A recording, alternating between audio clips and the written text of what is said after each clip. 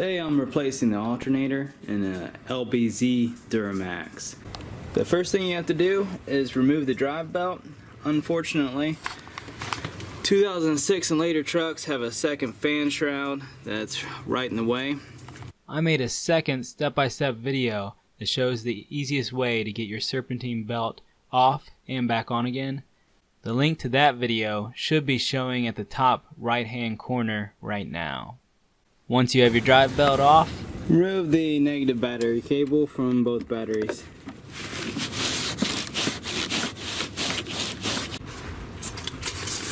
Remove the electrical connector from the back of the alternator.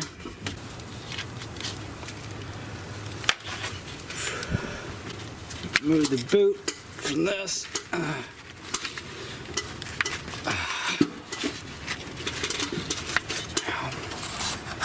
And then we're going to remove that connector. There's a nut on it. We just remove that nut and take the connector off. Now we're just removing the two 15mm bolts from the front of the alternator.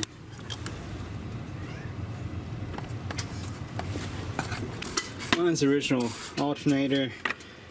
It's about 11 years old. It's kind of wedged in there, so I'm just going to pry it loose a little bit there. Took some prying, but the alternator is out. The installation is the reverse of removal.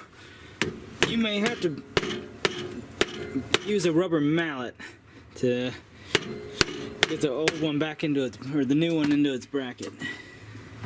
thank you for watching. Don't forget to click subscribe.